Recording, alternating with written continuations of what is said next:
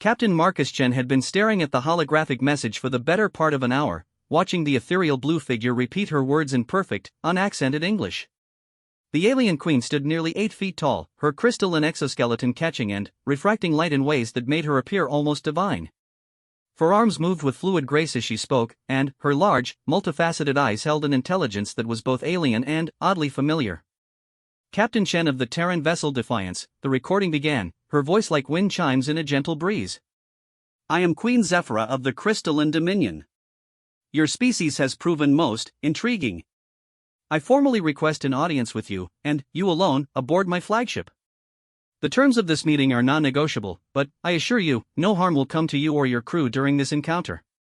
The message had arrived 3 days ago, transmitted on frequencies that shouldn't have been able to penetrate their military-grade shields. That fact alone had sent the entire bridge crew into a panic.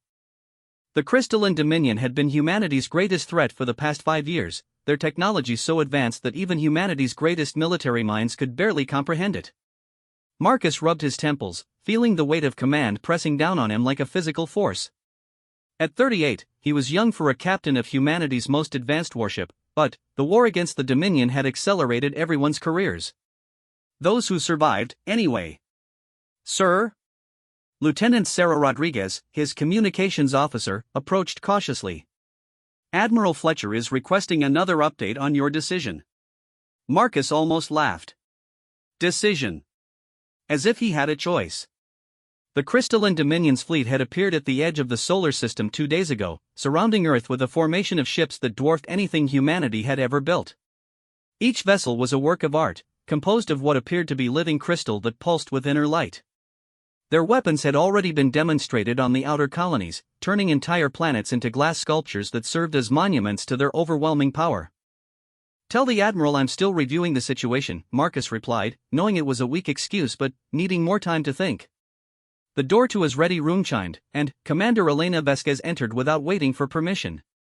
His first officer rarely stood on ceremony when they were alone, a friendship forged in the crucible of war. You're going to do it, aren't you? Elena said, settling into the chair across from his desk. You're going to meet with their queen. Do I have a choice? Marcus gestured at the tactical display showing the alien fleet. They could glass Earth in minutes if they wanted to. The fact that they're asking for a meeting instead of simply taking what they want suggests there's something they need from us. Or it's a trap, Elena countered. Think about it, Marcus. Why you specifically? Why not one of the generals, or a diplomat, or hell, even the president? You're just a ship captain. Marcus had been wondering the same thing. The Defiance was certainly humanity's most advanced vessel, equipped with experimental technology that had given them a fighting chance against Dominion forces, but it wasn't like he was famous. Most of his victories had been classified, known only to military high command. Maybe that's exactly why, he said slowly. I've been thinking about our encounters with their forces. Every time we've engaged them, they've shown restraint. They could have destroyed us completely, but they always pulled back at the last moment. Elena frowned. You think they've been testing us? Not testing. Observing. Marcus pulled up a star chart showing their recent battles. Look at this pattern.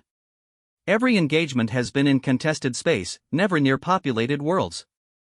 They've been careful to minimize civilian casualties, even when it would have been tactically advantageous to strike at our colonies. That doesn't make them the good guys, Marcus. No, but it means they're not the mindless conquerors we thought they were. Marcus stood and walked to the viewport, gazing out at the stars. There's intelligence behind their actions, strategy that goes beyond simple expansion. The comm system crackled to life, and Admiral Fletcher's gruff voice filled the room. Captain Chen, report to the bridge immediately. We're receiving another transmission from the alien fleet. Marcus and Elena exchanged glances before hurrying to the bridge. The main viewscreen showed the same elegant alien queen, but this time her message was being broadcast live. Captain Chen, Queen Zephyra said, her multifaceted eyes seeming to look directly at him through the screen. I trust you have had sufficient time to consider my request. However, circumstances require that I accelerate our timeline. Your world's leaders have begun mobilizing their nuclear arsenals, an action that would be unfortunate. The bridge crew went silent. Earth's nuclear response was supposed to be classified at the highest levels. I offer you this one opportunity to prevent unnecessary suffering, the Queen continued. Come aboard my vessel alone, and I will share with you knowledge that will change humanity's understanding of this galaxy forever. Refuse, and I will be forced to take more direct action to prevent your species from harming itself. The transmission ended, leaving the bridge in stunned silence. Sir, Lieutenant Rodriguez said quietly, I'm reading massive energy signatures from their fleet. They're charging weapons. Marcus felt his heart rate spike, but forced himself to remain calm. This was it. The moment that would determine humanity's future. Open a channel, he ordered. Sir, you can't seriously be considering. Admiral Fletcher's voice came through the calm with respect. Admiral, this is my ship and my decision. Marcus straightened his uniform and faced the viewscreen. This is Captain Marcus Chen. I accept Queen Zephyra's invitation. The response came immediately. Excellent, Captain. Prepare to be transported to my flagship. You will find the experience illuminating. Before Marcus could respond, a column of soft blue light enveloped him. The sensation was unlike anything he'd ever experienced, as if every atom in his body was being gently taken apart and reassembled. There was no pain, only a strange sense of floating, of existing between states of matter. When the light faded, Marcus found himself in what could only be described as a palace made of living crystal. The walls pulsed with soft, multicolored light, and the air hummed with barely contained energy. The architecture defied human understanding, with impossible angles and surfaces that seemed to bend space itself. Welcome, Captain Chen, came a voice from behind him. Marcus turned to see Queen Zephyra approaching, but seeing her in person was nothing like viewing her hologram. She moved with inhuman grace, her forearms creating elegant patterns as she walked. Her crystalline exoskeleton wasn't armor, he realized, but her actual skin, translucent and beautiful in a way that made him think of stained glass windows. Your Majesty, Marcus said, unsure of the proper protocol for addressing an alien queen who could destroy his entire species. Please, just Zephyra. Titles become meaningless when discussing matters of such importance. She gestured to what appeared to be chairs that grew from the floor itself. Sit, Captain. We have much to discuss and little time in which to do it. Marcus sat, surprised to find the crystal chair perfectly comfortable and somehow shaped to his human anatomy. You said you had knowledge that would change humanity's understanding. What did you mean? Zephyra settled across from him, her large eyes regarding him with what he could only describe as sadness. Tell me, Captain, what do you know of the Void Seekers? I've never heard of them. Of course not. Your species is still very young, barely past its first steps into space. But the Void Seekers are the reason my people have been observing you so carefully.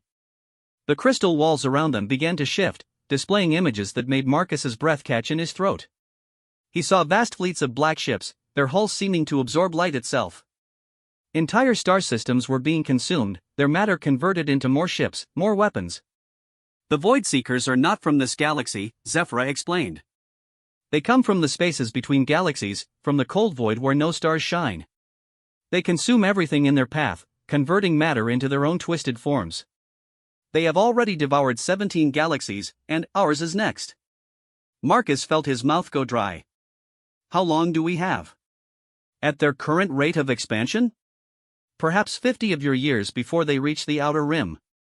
Half that before they begin consuming populated systems. Then, why haven't you told humanity this? Why the attacks, the conflict between our peoples?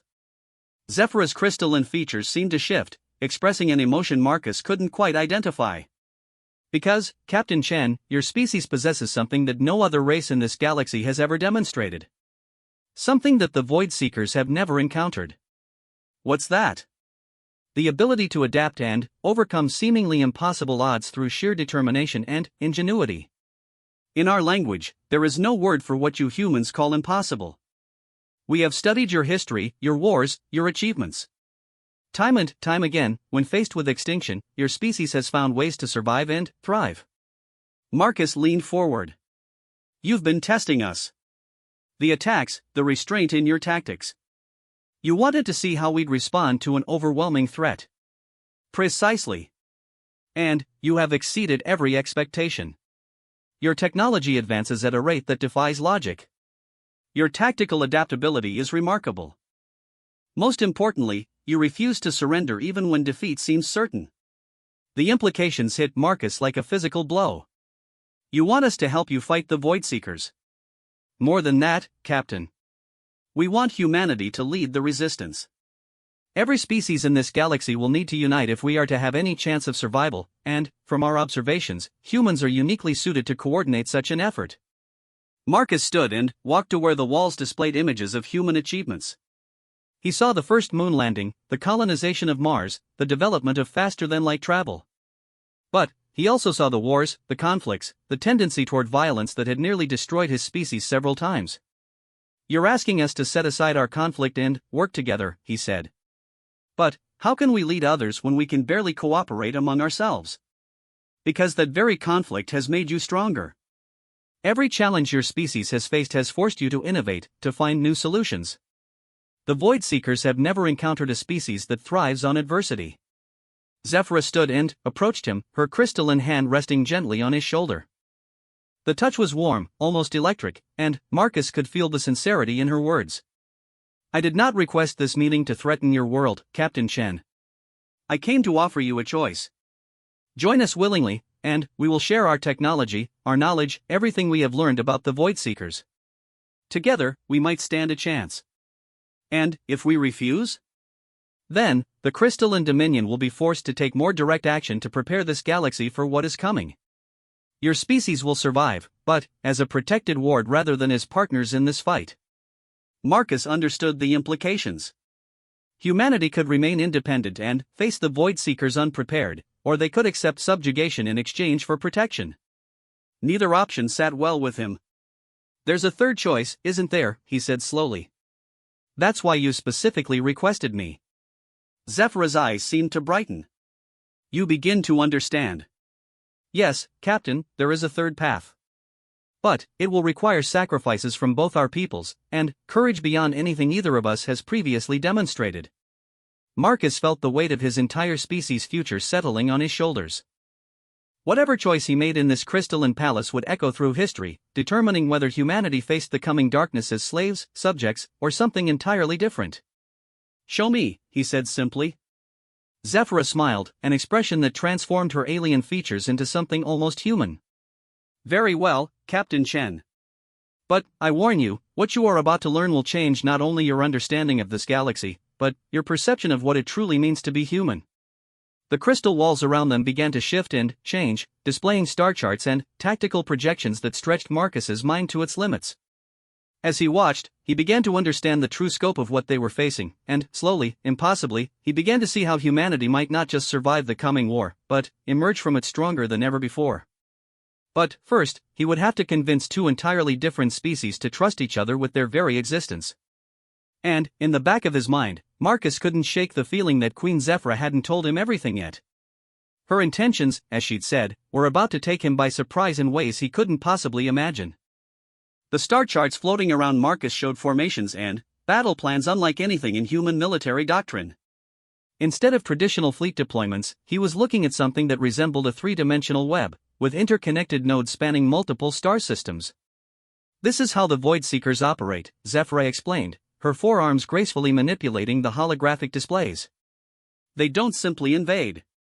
They convert entire systems into processing nodes, using the mass and energy to construct more vessels, more weapons. Each node becomes exponentially more powerful than the last." Marcus studied the patterns, his tactical mind racing. "It's like a viral infection on a galactic scale. Once they establish a foothold, containment becomes impossible." "Exactly. Traditional military strategies are useless against them.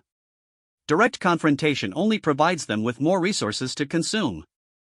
The 17 galaxies that fell before us all made the same mistake. They tried to fight the Void Seekers conventionally. But you have a different approach." Zephyra gestured, and the display changed to show the current galaxy, with thousands of inhabited systems marked in various colors. "We have been preparing for their arrival for over 200 years. Every major species has been contacted, though most don't know it yet. We've been subtly guiding technological development, encouraging certain research paths while discouraging others." Marcus felt a chill run down his spine. "You've been manipulating our development. guiding, not manipulating. The innovations are entirely your own. We simply created situations that encouraged you to pursue technologies that would be useful against the Void Seekers. Zephyra's crystalline features showed what might have been regret.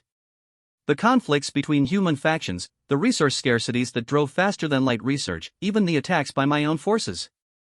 All carefully orchestrated to push your species toward specific technological breakthroughs. The implications were staggering. Marcus thought about the war that had raged for years between Earth and the outer colonies, the desperate need for better engines and weapons that had driven unprecedented innovation. You manufactured our civil war. We provided the initial spark, yes. But the response, the remarkable speed with which your species adapted and overcame the challenges, that was purely human. No other race has ever shown such resilience. Marcus wanted to be angry, but he found himself oddly impressed instead. The manipulation had been subtle, almost elegant in its execution. What technologies were you trying to encourage? Quantum entanglement communication, for one. The Void Seekers use conventional faster-than-light transmission, which creates delays they can exploit. Your quantum communicators are instantaneous across any distance. That made sense. The quantum calm systems had been developed by Earth forces trying to coordinate with scattered colonial fleets. The technology had proven decisive in several recent battles. What else? Adaptive artificial intelligence. Your AI systems learn and evolve in ways that no other species has achieved. Most races create static programs.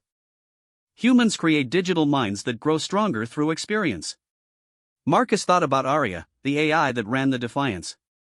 She had started as a standard tactical computer, but, over months of combat had developed something approaching intuition. Her ability to predict enemy movements had saved his ship more times than he could count. The modular ship design philosophy was another crucial development, Zephyra continued. Your vessels can be reconfigured rapidly for different missions. Most species build specialized ships. Humans build adaptable platforms.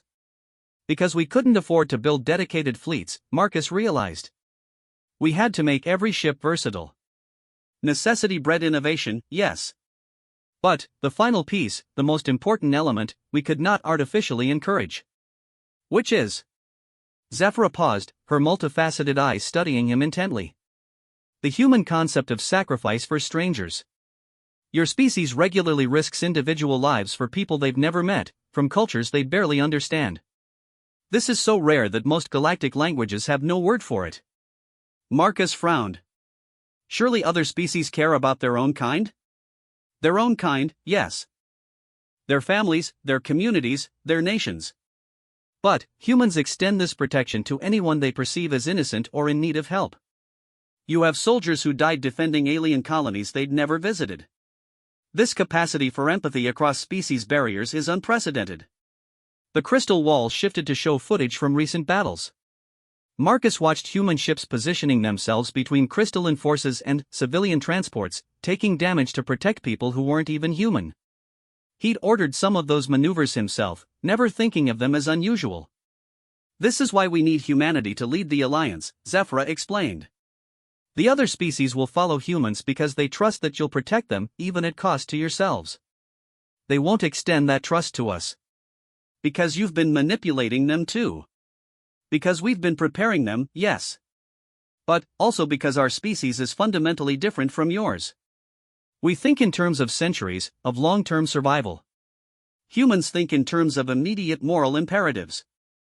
Both perspectives are necessary, but only yours can unite diverse species in common cause. Marcus walked closer to the displays, studying the tactical projections. Show me the real plan. Not just the defensive preparations, but how we actually defeat the Void Seekers. Zephyra hesitated for the first time since he'd arrived. What I'm about to show you is theoretical. No species has ever attempted anything like it. Show me anyway. The displays transformed, showing a complex diagram that hurt Marcus's head to look at directly. It seemed to exist in more dimensions than his mind could process, with connections and pathways that twisted through space in impossible ways. The Void Seekers have one critical weakness, Zephyra explained.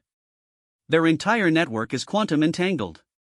Every ship, every processing node, every weapon is connected through subspace. It's what makes them so devastatingly effective, But it's also their vulnerability. Marcus began to understand. If you could disrupt that connection, the entire network would collapse, yes. But the energy requirements for such a disruption are beyond anything a single species could generate. It would require the coordinated effort of every advanced civilization in the galaxy. A galactic EMP. More than that. We would need to create a cascade failure that propagates through their entire network instantaneously. The timing would have to be perfect across thousands of star systems simultaneously. Marcus studied the projections, his mind racing through the logistics. The quantum communicators. That's how you'd coordinate the timing. Precisely. But, even with perfect coordination, the energy requirements are staggering. Every major power source in the galaxy would need to be temporarily redirected into the effort. Entire star systems would go dark for weeks. And, if it fails? If it fails, the feedback would destroy most of our infrastructure. We would be defenseless when the Void Seekers arrive. Marcus felt the weight of the decision settling on him. Success would save the galaxy, but failure would guarantee its destruction. There's something else, isn't there? Something you haven't told me. Zephyr's crystalline skin seemed to darken slightly. The cascade effect requires a specific type of quantum signature to propagate properly. Something that only exists in certain types of matter. What kind of matter? Organic neural tissue. Specifically, the brain patterns of highly intelligent beings who are actively engaged in complex thought. The implication hit Marcus like a physical blow. You're talking about using living minds as components in the weapon. Not just any minds. The quantum signature is strongest in beings who are making critical decisions under extreme stress. The kind of stress that comes from knowing that the fate of entire civilizations rests on their choices. Marcus stared at her, understanding dawning. You need volunteers. Beings who are willing to sacrifice themselves to power this weapon. More than that. We need beings who can maintain complex thought patterns even as their neural energy is being drained away. Most species would lose consciousness immediately. But, humans. She paused. Humans have shown the ability to function at peak efficiency even under mortal stress. Your soldiers think most clearly when facing impossible odds. How many would you need? Several 100,000, distributed across key points throughout the galaxy. They would need to maintain synchronized thought patterns for approximately 47 minutes while the cascade builds to critical mass. Marcus felt sick. And, at the end of those 47 minutes? They would die. But, their sacrifice would save trillions of lives across hundreds of species. The crystal chamber fell silent except for the soft humming of energy that permeated the ship. Marcus found himself thinking about his crew, about the billions of humans who had no idea their survival might depend on such a horrific choice. Why are you telling me this? He asked finally. Why not present this to our leaders, let them decide? Because leaders think politically. They weigh public opinion, consider long-term consequences for their careers, worry about how history will judge them. We need someone who thinks tactically, who can see the mission requirements clearly without political interference. You want me to recruit the volunteers.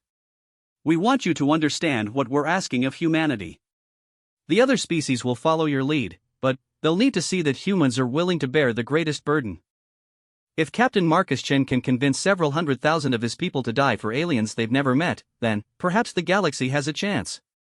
Marcus closed his eyes, trying to process the magnitude of what she was proposing. When he opened them again, Zephyra was watching him with something that might have been compassion. There's still something you're not telling me, he said. I can see it in your eyes. What else? Zephyra was quiet for a long moment, her forearms creating complex patterns as she seemed to wrestle with a decision. Finally, she spoke. The quantum cascade will not be random. The neural patterns of the volunteers will determine how the energy propagates through the Void Seeker network. Different types of minds will create different effects. Meaning? Meaning that the thoughts and memories of the volunteers will become part of the weapon itself. Their consciousness will be imprinted on the very fabric of space where the Void Seekers exist. Marcus felt his breath catch. They won't just die. They'll become something else. Something unprecedented. A hybrid of human consciousness and quantum energy that could persist long after the cascade is complete. We don't know what such beings would become or what capabilities they might possess. You're talking about creating a new form of life. Possibly. The theoretical models suggest that the volunteers might achieve a kind of quantum immortality, existing as pure consciousness within the subspace framework that connects all advanced technologies in the galaxy. Marcus stared at the display showing the Cascade weapons design, trying to comprehend the implications. And, you want me to explain this to people? To convince them to volunteer for something that even you don't fully understand? I want you to understand that this choice, terrible as it is, represents hope. Not just for survival, but for evolution. The volunteers wouldn't just be saving the galaxy, they might be taking the first step towards something entirely new. The chamber's walls began displaying images of human achievements again, but this time Marcus saw them differently. Every breakthrough, every moment of courage and sacrifice that had brought his species to this point, had been leading to this choice. How long do I have to decide? The Void Seekers will reach the Outer Rim in 18 months. We need at least a year to coordinate the alliance and position our forces. That gives you 6 months to present this option to your people and recruit the volunteers. 6 months to convince hundreds of thousands of people to die for the chance to save aliens they'd never met. 6 months to fundamentally change humanity's understanding of its place in the galaxy. I'll need complete access to your data, Marcus said finally. Everything you know about the Void Seekers, the Cascade weapon, the theoretical outcomes for the volunteers. I won't ask people to make this choice based on partial information. Of course. But, remember, Captain, knowledge comes with responsibility. Once you know everything we know, you'll bear the weight of that knowledge for the rest of your life. I already do, Marcus replied. The moment you told me about the Void Seekers, I became responsible for humanity's response to this threat. Zephyra nodded, something like respect in her alien features. Very well. But, first, I must show you one final thing. Something that will help you understand why we believe this sacrifice is not just necessary, but potentially wonderful. The walls around them dissolved, replaced by a vista that took Marcus's breath away. They were standing on what appeared to be a balcony overlooking space itself, but this wasn't the cold, empty void he knew. This space was alive with light and motion, with currents of energy that flowed like rivers of stars. This is what the volunteers might become, Zephyra said softly. Not death, but transformation into something greater than any biological form could achieve. They would become shepherds of the galaxy, guardians existing in the spaces between worlds. As Marcus watched, he could almost see faces in the flowing energy, human faces filled with purpose and joy. It was a vision of transcendence that was both terrifying and magnificent. Now do you understand? Zephyra asked. This isn't just about survival. It's about the next step in evolution, guided by the courage and sacrifice that make humanity unique. Marcus stared into the cosmic vista, feeling the weight of destiny settling around him like a cloak. He was about to return to a ship with knowledge that would change everything, not just for humanity, but for every living being in the galaxy. The question was whether he would have the courage to use it. Marcus materialized back on the bridge of the Defiance in the same column of blue light that had taken him to Zephyra's flagship. The transition felt different this time, as if the quantum patterns that comprised his body had been subtly altered by his exposure to the crystalline technology. Every nerve ending felt hyper-aware, and he could sense electromagnetic fields that had been invisible to him before. Captain! Elena rushed to his side, medical scanners already in hand. Are you injured? You've been gone for 14 hours. 14 hours? It had felt like perhaps 2. Marcus looked around the bridge, noting the exhausted faces of his crew and the tactical display showing the crystalline fleet still maintaining their positions around Earth. I'm fine, Commander. But we need to convene an emergency meeting of the senior staff immediately. And get me a secure channel to Admiral Fletcher. Sir, with respect, you should report to sickbay first. The scanners are showing some unusual readings. The readings are normal, Marcus interrupted, instinctively understanding that the changes in his biology were a side effect of prolonged exposure to crystalline quantum technology. Or at least, they're not harmful. We have more pressing concerns. Dr. Sarah Kim approached with a full medical scanner, her expression professionally worried. Captain, your neural activity is showing patterns I've never seen before. There are quantum fluctuations in your brain tissue that shouldn't be possible in organic matter. Marcus submitted to the scan, knowing he needed his crew's trust for what was coming. The readings confirmed what he already suspected: his brief transformation into quantum energy had left permanent changes in his neural structure. He could feel them himself, a heightened awareness that extended beyond normal human senses. The changes appear to be benign, Dr. Kim continued, studying her readings. In fact, your cognitive function tests are showing improvements across the board. Reaction time, pattern recognition, spatial reasoning, all enhanced by approximately 40%. Noted, Doctor. Now, I need the senior staff in the briefing room in 10 minutes. As his officers dispersed to follow orders, Marcus made his way to his ready room to prepare for what might be the most important briefing in human history. The quantum storage device Zephyra had given him, a crystal no larger than his thumb, contained petabytes of data about the Void Seekers, their technology, and the theoretical framework for the Cascade weapon. The briefing room filled quickly. Elena took her usual seat to his right, while the department heads arranged themselves around the table. Chief Engineer Rodriguez looked like he hadn't slept in days, while Lieutenant Commander Thompson from Tactical appeared to be running on stimulants and coffee. What you're about to hear is classified at the highest levels, Marcus began. Before I continue, I need each of you to understand that this information will fundamentally change how you see humanity's place in the galaxy. He activated the holographic projector, displaying the first images of the Void Seekers. The room fell silent as the assembled officers absorbed the reality of the approaching threat. The crystalline Dominion isn't our enemy, Marcus continued. They're potential allies in a war that will determine whether any life exists in this galaxy 50 years from now. For the next 3 hours, Marcus laid out everything Zephyra had shown him.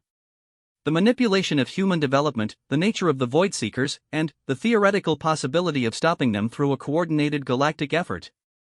When he reached the part about the volunteers, the room became so quiet he could hear the ship's life support systems humming. You're talking about mass suicide, Dr. Kim said finally. Hundreds of thousands of people dying for a theoretical chance at victory. I'm talking about evolution, Marcus replied. The volunteers wouldn't simply die. According to crystalline models, they would become something new, something that could guide and protect the galaxy for millennia. Models, Commander Thompson scoffed. Alien theories about human consciousness. How do we know any of this is true? Marcus had been expecting this reaction. He stood and walked to the quantum storage device, interfacing with it through the neural enhancements he'd gained aboard Zephyra's ship. The data flowed directly into his consciousness, allowing him to display complex theoretical frameworks with perfect clarity. Because I can verify the mathematics myself now, he said, projecting equations that filled the room with floating symbols. The quantum patterns are self-consistent across all variables. More importantly, we can test the neural resonance requirements using simulation. Dr. Kim leaned forward, studying the displayed formulas. These calculations assume that human consciousness can maintain coherence while undergoing quantum dissolution. That's never been tested. Actually, it has, Marcus realized, the enhanced understanding flowing through his modified neural pathways. Every time a human has been transported by crystalline technology, their consciousness briefly exists in a quantum state. The process I underwent to visit Queen Zephyra was essentially a small-scale version of what the volunteers would experience. Except you came back, Elena pointed out. The volunteers wouldn't. Their bodies wouldn't. But their consciousness might survive in a form we can't currently comprehend. Chief Rodriguez spoke up from the engineering station. Sir, even if we accept the theoretical framework, the practical challenges are overwhelming. We'd need to coordinate with alien species we've never met, using technologies we barely understand. Which is why we have 6 months to prepare, Marcus replied. The crystalline Dominion has been building relationships with other species for centuries. They have the diplomatic infrastructure in place. What they need from us is the willingness to take the lead. And, if we refuse? Thompson asked. Marcus considered the question carefully. Zephyra had implied that the crystalline Dominion would protect humanity regardless, but he suspected that protection would come at the cost of independence. Then, we become wards of an alien empire, protected but powerless. Humanity would survive, but we'd never again control our own destiny. Elena studied the tactical projections, her expression thoughtful. There's another option you haven't mentioned. We could warn the other species about the threat and let them coordinate their own defense. Without human leadership, the alliance would fracture within months, Marcus said. Queen Zephyra was very clear about this. Other species don't have the cultural flexibility to work with radically different civilizations. They'll cooperate with beings they trust, but they won't follow alien leaders into a suicide mission. So our choice is to lead the galaxy to victory or watch it fall to these void seekers, Dr. Kim summarized. Essentially, yes. The room fell silent again as each officer wrestled with the implications. Finally, Elena spoke. Assuming we agree to present this option to Earth Command, how do we even begin recruiting volunteers? How do you ask someone to sacrifice their existence for aliens they've never met? Marcus had been thinking about this problem since leaving Zephyr's ship. We start with the military. Soldiers understand sacrifice for a greater cause. Then, we expand to emergency responders, medical personnel, anyone whose profession already involves risking their life for others. That's still not enough, Rodriguez pointed out. You said hundreds of thousands. That's a significant percentage of Earth's population. Which is why we need to be completely honest about what we're offering, Marcus replied. This isn't just about death. It's about transformation into something greater. Some people will see that as an opportunity rather than a sacrifice. Dr. Kim activated her medical scanner again, taking readings of Marcus's enhanced neural activity. Captain, these quantum modifications you've undergone, they're continuing to evolve. Your brain is literally rewiring itself to process information in ways that shouldn't be possible for human neurology. Marcus nodded, feeling the changes happening in real time. I think that's the point, Doctor. The volunteers won't be going into this blind. They'll understand exactly what they're becoming because I'm becoming it first. You're volunteering yourself, Elena said, not making it a question. If I'm asking others to make this sacrifice, I need to be willing to make it myself. But, more than that, I think my neural modifications are intended to serve as a bridge between human and crystalline consciousness. I might be able to maintain contact with the volunteers during the transformation process. Commander Thompson leaned back in his chair, his expression skeptical. This is all fascinating science fiction, Captain, but we still haven't addressed the practical question of how we present this to Earth Command without sounding completely insane.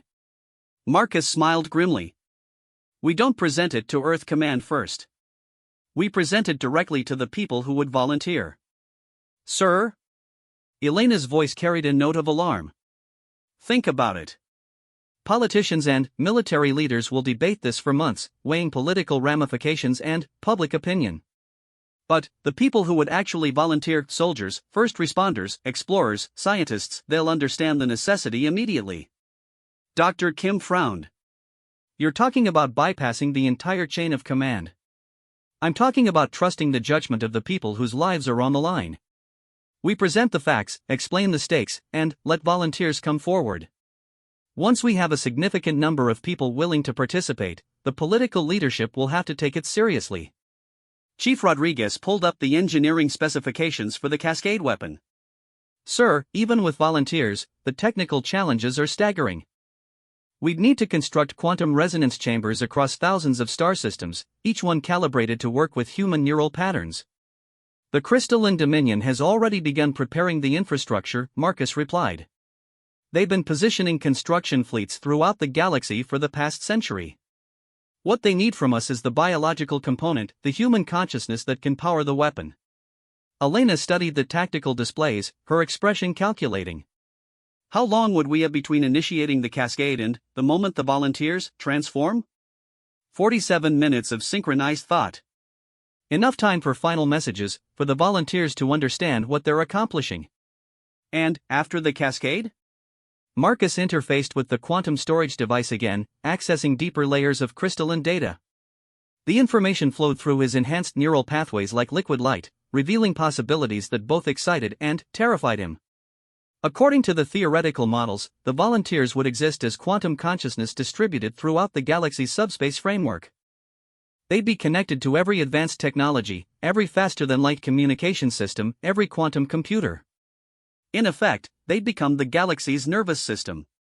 Dr. Kim's medical scanner began emitting rapid beeping sounds as it detected new neural activity patterns in Marcus's brain. Captain, you're accessing information that your unmodified brain shouldn't be able to process. The quantum alterations are accelerating. Marcus felt the truth of her words. With each interface to the crystalline data, his consciousness was expanding, becoming something more than purely human. He could sense the quantum signatures of everyone on the ship, feel the electromagnetic pulse of their thoughts and emotions. "Perhaps that's necessary," he said softly. "Maybe understanding this choice requires becoming something more than human." The briefing room fell silent as the implications sank in. Marcus was volunteering not just to die, but to become something alien, something beyond their understanding. "Sir," Elena said carefully, "I need to know that you're still thinking clearly. That these neural modifications aren't affecting your judgment." Marcus considered the question seriously, examining his thought processes with his enhanced awareness. His reasoning felt clearer than ever, his understanding of the strategic situation more complete than any human should possess. But, was that clarity real, or was it an artifact of alien interference with his mind? "I can't be certain," he admitted. "But I can verify that my conclusions are logically sound, even by purely human standards. The threat is real, our options are limited, and the potential reward justifies the risk." Commander Thompson activated his tactical display, showing the current positions of Earth's defensive fleets. "Let's say we move forward with this plan. How do we keep the Void Seekers from detecting our preparations?" "We don't," Marcus replied. "The crystalline models suggest that the Void Seekers are already aware of our galaxy's existence. They're simply following their standard consumption pattern, which allows time for local civilizations to exhaust themselves fighting each other before the main force arrives. They want us weakened before they attack." "Exactly. Which means our preparations for the Cascade weapon won't necessarily alert them to anything unusual. They expect desperate defensive measures." Elena pulled up the timeline Zephyra had provided. 6 months to recruit volunteers, 12 months to coordinate the Galactic Alliance, then, the Cascade itself. "It's an incredibly tight schedule." "Which is why we need to begin immediately," Marcus said. "I'm going to request permission to address the crew of every ship in the fleet." "Not the officers, the enlisted personnel, the people who've already proven their willingness to risk their lives for others." Dr. Kim looked up from her scanner readings. "Captain, there's something else you should know. The quantum modifications to your brain appear to be, contagious isn't the right word, but close. Extended exposure to your enhanced neural field is causing minor changes in the brain chemistry of everyone in this room." Marcus felt a moment of panic before his enhanced awareness analyzed the situation. The changes Dr. Kim was detecting were subtle alterations that would make normal humans more receptive to quantum consciousness transfer. They were essentially the first step in the volunteer preparation process. "How long before the changes become significant?" he asked. "At current rates, perhaps 72 hours before any of us could undergo the full transformation." "But the process appears to be voluntary, the changes only progress if the subject is mentally willing to accept them." Elena stared at her captain, understanding dawning in her eyes. "You're not just recruiting volunteers. You're creating them. Everyone who spends time around you becomes capable of joining the Cascade." "It's not deliberate manipulation," Marcus insisted, though he wasn't entirely certain of that himself. "But, yes, exposure to my modified neural patterns seems to prepare others for the same transformation." Chief Rodriguez looked at his own hands, as if expecting to see visible changes. "Sir, with respect, this is starting to sound like an alien virus designed to convert humanity into some kind of hybrid consciousness. Or it's exactly what Queen Zephyra said it was: evolution. The next step in human development, guided by our own choices rather than imposed by outside forces." The debate continued for another hour, with each officer wrestling with personal doubts and professional obligations. But Marcus could feel the subtle influence of his enhanced awareness affecting them all, making the logical necessity of their situation increasingly clear. Finally, Elena called for a vote. "All in favor of presenting Captain Chen's proposal to the fleet?" Every hand rose, though some with obvious reluctance. "Then, we proceed," Marcus said. "Elena, I want you to coordinate with the Crystalline Fleet to establish secure communication channels with other species. Rodriguez, begin analyzing the technical specifications for the resonance chambers. Dr. Kim, start developing medical protocols for the volunteer preparation process." "And you, sir?" Elena asked. Marcus stood, feeling the weight of command and the burden of knowledge settling around him like a second skin. "I'm going to compose the most important speech in human history. One that convinces our people to voluntarily evolve into something we've never been before." As the meeting disbanded, Marcus remained alone in the briefing room, staring at the tactical displays showing the crystalline fleet. Through his enhanced awareness, he could sense Zephra's presence aboard her flagship, patient and watchful. She had given him the tools to save humanity, but the choice of how to use them remained entirely his own. The question was whether Marcus Chen, enhanced by alien technology and burdened with cosmic knowledge, was still human enough to make that choice for his entire species. 3 months had passed since Marcus's meeting with Queen Zephra, and the galaxy had transformed in ways that defied all previous understanding of interstellar politics. The recruitment campaign had exceeded every expectation, with over 800,000 humans volunteering for the cascade process. More surprising still, representatives from 43 different alien species had arrived in the Sol system, each bringing their own technological contributions to the growing alliance. Marcus stood on the observation deck of Harmony Station, the massive orbital platform that had been constructed using a fusion of human and crystalline technology. Through the transparent aluminum viewport, he could see ships from dozens of different civilizations maintaining formation in impossible harmony. Sleek Altarian vessels with their flowing, organic curves flew alongside the geometric perfection of Zenithian warships. The aquatic Delphians had brought their massive bioships, living vessels that pulsed with bioluminescent communication patterns. "Sir?" Commander Elena Vasquez approached, her own neural modifications now visible as faint silver patterns that traced along her temples. She had been among the first to volunteer for the enhancement process, claiming that someone needed to serve as Marcus's liaison with the purely human members of the Alliance. "The final coordination meeting is about to begin." Marcus nodded, feeling the weight of 800,000 minds connected to his through the quantum neural network that had grown from his initial modifications. Each volunteer maintained their individuality, but their thoughts formed a vast collective consciousness that could process tactical information at superhuman speeds. The sensation was both exhilarating and humbling. "How are our people handling the final preparations?" "Better than expected." The psychological profiles show that most volunteers are experiencing what Dr. Kim calls transcendence anticipation, a sense of excitement about becoming something greater rather than fear about dying. They made their way through the station's corridors, past laboratories where human and alien scientists worked together to refine the cascade weapons targeting systems. The technical challenges had proven even more complex than originally anticipated, requiring innovations that pushed the boundaries of known physics. The coordination center was a sphere 50 meters in diameter, its walls covered with holographic displays showing the positions of cascade nodes throughout the galaxy. Representatives from each allied species occupied floating platforms arranged in three-dimensional formation, their various forms of communication creating a symphony of light, sound, and electromagnetic radiation.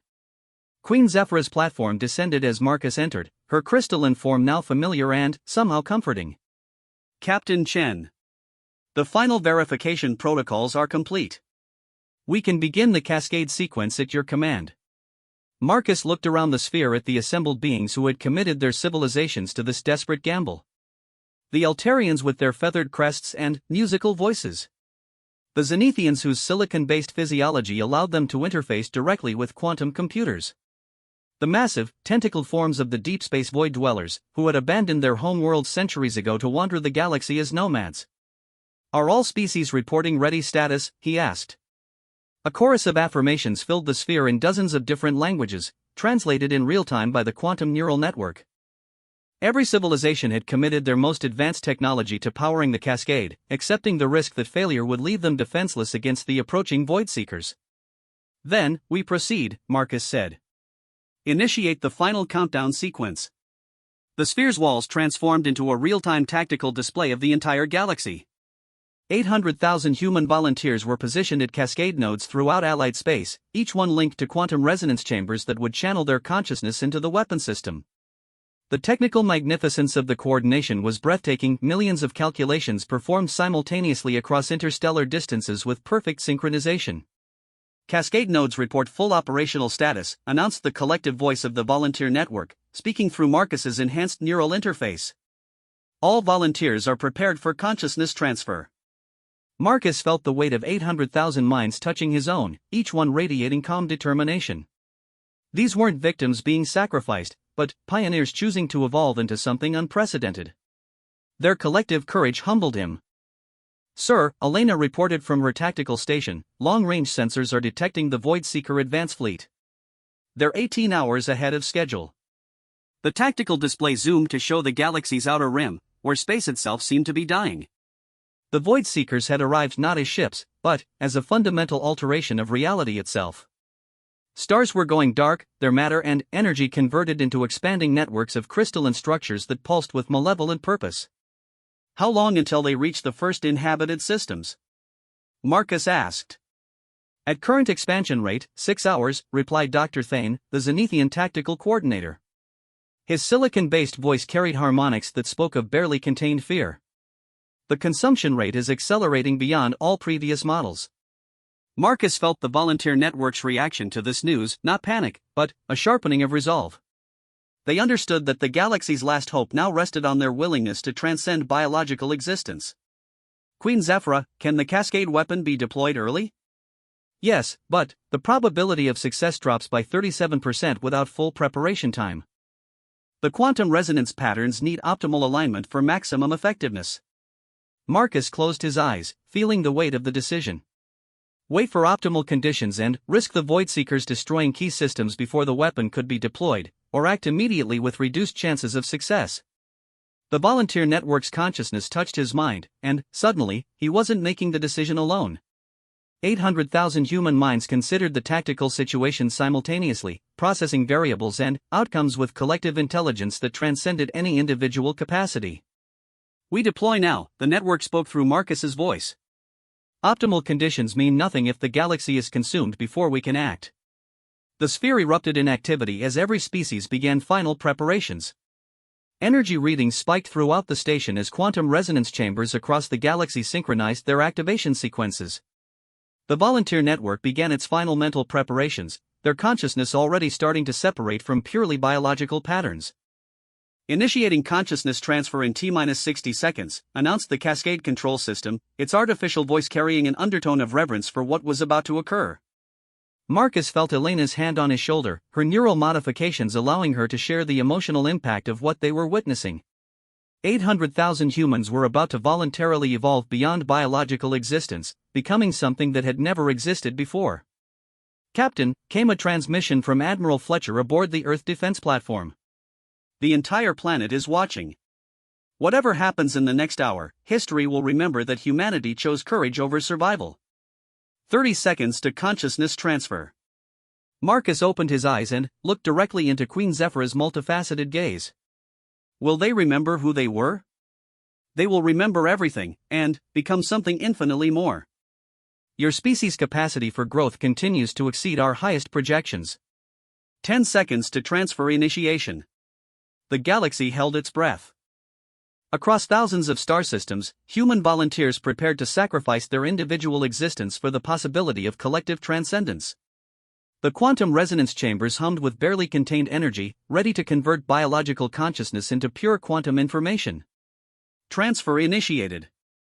Marcus felt the first volunteers begin their transformation, their consciousness expanding beyond the limits of human neurology.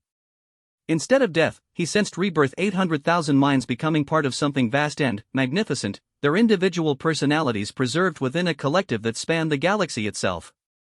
The Cascade weapon activated, its quantum energy propagating through subspace at faster than light speeds.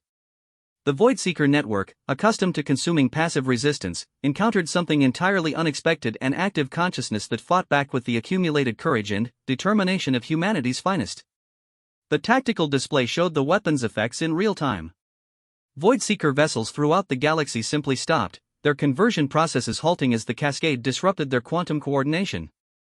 The dark crystalline networks that had been consuming star systems began to dissolve, their matter returning to its original forms. "It's working," Elena whispered, tears streaming down her face as she watched the galaxy begin to heal itself. But Marcus barely heard her. His consciousness was expanding, pulled into the quantum network by his own neural modifications. He could feel the 800,000 volunteers around him, their individual voices joining in a chorus that spanned the stars themselves. He was dying, but also being born. His biological existence was ending, but his consciousness was becoming something that could never truly die. Around him, the volunteers were experiencing the same transformation, their human personalities becoming nodes in a vast intelligence that touched every corner of the galaxy. "Marcus?" Elena's voice seemed to come from very far away. He turned to look at her one final time, seeing her through eyes that were no longer entirely human. Tell them, he managed to say with his remaining biological voice. Tell them we didn't die. We became what humanity was always meant to become. The transformation completed itself, and Captain Markuschan ceased to exist as an individual human being. But something infinitely greater took his place, a quantum consciousness that carried his memories, his courage, and his determination to protect the innocent across the stars. The Cascade weapon had destroyed the Void Seeker network completely, but its greater achievement was the birth of something unprecedented. 800,000 human volunteers had become a distributed consciousness that could guide and protect the galaxy for millennia to come. They were no longer bound by biological limitations, but they retained everything that had made them human: their compassion, their courage, and their willingness to sacrifice for others. In the coordination sphere, Elena watched the tactical display showing the Void Seekers' complete defeat. But her attention was focused on something else, a new kind of communication signal that was emerging from the quantum network itself. Elena, came a voice that was Marcus's, but also something more. We're still here. All of us. And we're going to make sure this galaxy becomes everything it has the potential to become. Queen Zephyra approached Elena, her crystalline features expressing something like wonder. Your species has accomplished something we believed impossible. They have achieved true transcendence while maintaining their essential humanity. What happens now? Elena asked, wiping tears from her eyes. Now, came the collective voice of 800,000 transcended humans, speaking through the station's quantum communication system. We begin the real work. Building a galaxy where every species can thrive, where courage is rewarded and innocence is protected. We become what we needed to become to save everyone. Elena smiled through her tears, understanding that humanity had not lost 800,000 people, they had gained 800,000 eternal guardians. The galaxy would never again face extinction while the transcended humans watched over it. And, somewhere in the quantum substrate that connected all advanced technology throughout the galaxy, Captain Markuschan and his volunteers began their eternal mission of protecting the innocent and guiding the galaxy toward a brighter future than any biological civilization could have achieved alone. The alien queen's intentions had indeed taken Marcus by surprise, not through deception, but through offering humanity a gift beyond imagination. The chance to evolve beyond the limits of biological existence while retaining everything that made them human. In the end, Zephyra had been right. Humanity's greatest strength was not their technology or their tactical abilities, but their willingness to sacrifice for others.